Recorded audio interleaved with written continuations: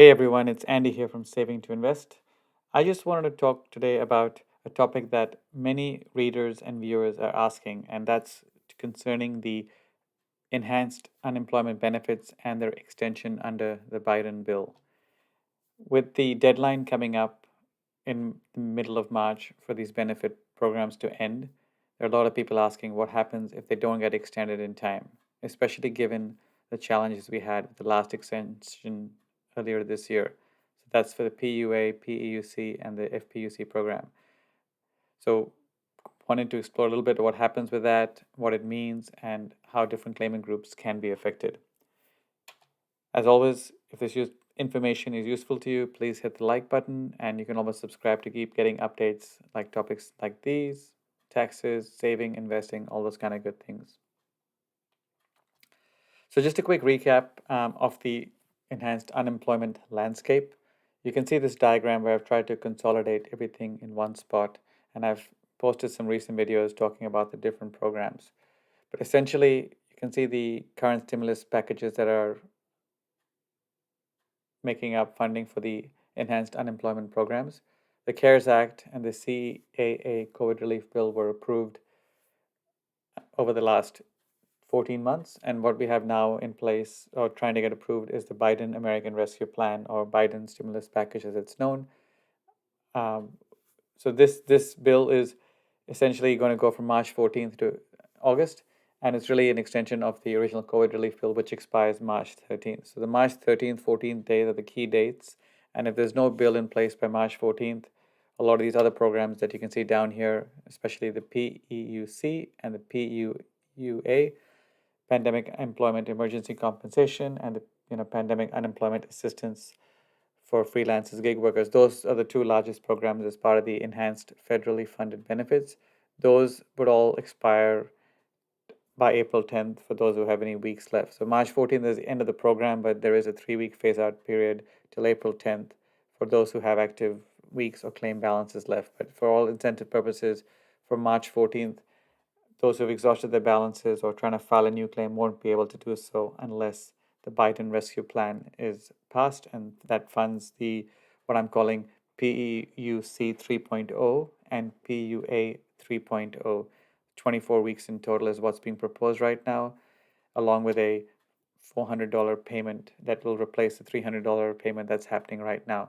So you can have a look at this, and I've got links for more details on this and more videos. But essentially, the March 14th date is the one you'll see me talk about. That's really when the states have to have implemented these new extensions for those extra 24 weeks to be added to existing claims, or for new claimants to be able to apply for these programs. So what you can see in this slide as well, what I want to show you is now what could happen, because it's still not, the bill's still with the Senate, and there, I want to be clear, there is a good chance it will pass. It can just go through based on Democratic votes, based on the budget reconciliation process. But if it's delayed or it doesn't pass by March 14th, I wanted to show how this could affect different groups of claimants, because as we saw with the previous extension from December 27th to March 13th, different groups were affected differently because state UI agencies roll out these changes as part of any extension based on claimant groups. And some states did a terrible job and are still doing a terrible job, like Wisconsin and other places where claimants are still waiting to be able to file for PUA or PEUC, or places like Virginia and New Jersey where certain groups are missing out. So if this extension gets passed or doesn't get passed, it's important to understand how you could be impacted. And the longer it's not approved, the longer these changes can go. So you'll see I've divided by 4 categories here. And then the top row is if it gets passed by March 14th and the states are able to implement these changes based on Department of Labor guidance. And then below is if it's not approved by March 14th or later, there will be a lapse in payments. So for people who are just getting regular unemployment insurance or extended benefits through their states, if the bill is approved or not, it really won't have a huge impact, assuming they're eligible for regular employment, which won't be the case if they've been unemployed for a long time or they haven't had any income in the last 12 months or in their wage-based period. They can claim regular UI, and if they're in a new benefit year, they could potentially reactivate their regular UI claim, which they'll have to show that they can't get that before they get the state programs anyway. But they may be also able to get extended state benefits in certain states where the unemployment rate is high. But overall, the impact for these folks is, or claimants in this group, if they can get regular UI or they're active claimants of regular UI or extended benefits as of March 14th, they should not have a huge impact relative to the other groups. And it's all relative. So those with active claims, for PUA claims or PEUC claims, or some other programs that are not funded by the state, they can actually claim through April 10th. So this is if they have a balance as of March 14th because they started getting the PUA or PEUC program later on, or they didn't use up their existing weeks as part of the extension. They can get those, they have until April 10th to use up any extra weeks. And then if the program is approved, they will have those extra 24 weeks added to their claim file. Most likely it'll be automatic. There should not be any additional manual processes if they have an active claim. And this was the case in most states as well with the previous extension. Again, this may vary state by state depending on the systems, but most people should have those extra weeks automatically added if they're still eligible and certifying with an active claim. If the bill is not approved by March 14th, there will likely be a lapse in these programs once April 10th passes for those with an active claim balance. So if they'll have probably 3 to 4 weeks to use up the remaining balances if they have any left. But then what happens after that? If there's no bill, they don't get those extra 24 weeks, and their claim actually lapse, which means they may have to go through a longer process to reactivate the claim, and they'll essentially fall into the next bucket, which is those people who've exhausted their benefits, which basically means they have zero balance on their UI account and no weeks left to claim. So if this happens, and for those people who go in that situation on March 14th, again, that's the date when the Continued Assistance Act runs out. So those people have exhausted their balances as of March 13th or so on March 14th. Then if the bill is passed, states have implemented it, and those are two separate discrete steps. They will have the extra weeks added once the states update their systems.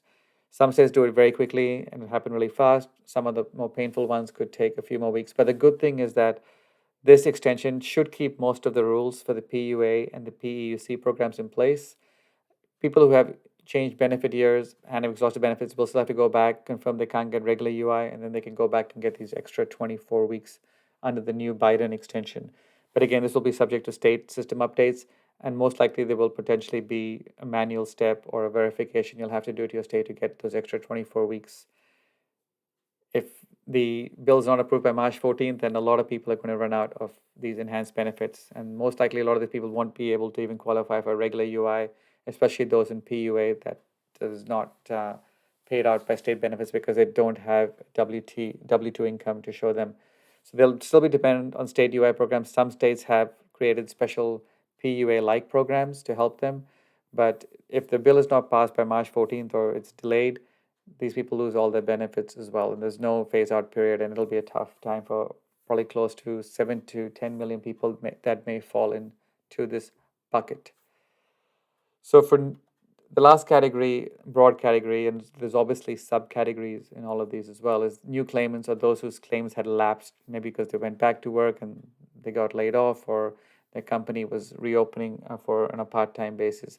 They should be able to apply or reopen their claim for the extended 24 weeks, assuming the bill is passed by March 14th and the systems have been updated. And then if the bill is not approved, they won't be able to get benefits. And again, they'll have to rely on the state UI programs there as well. So hopefully this gave a very quick and dirty view of how everything's going to look based on how the previous extension went. The good thing is if the bill is passed, the extra 400 payment will also be paid to everyone who gets regular UI, PUA, or PUC. But if the bill is not passed, I do feel those, especially those who have exhausted their benefits in new claimants, like the previous extension, will be hit especially hard. So I hope Congress and the Department of Labor and then eventually the state agencies get their act together and can make these program updates and get all the things done by March 14th when the current funding runs out, and a lot of claimants are going to require these extra 24 weeks as the economy is still improving. I hope this information was useful to you, and like I said before, please hit the like button and subscribe to keep getting more updates. Thanks. Bye-bye.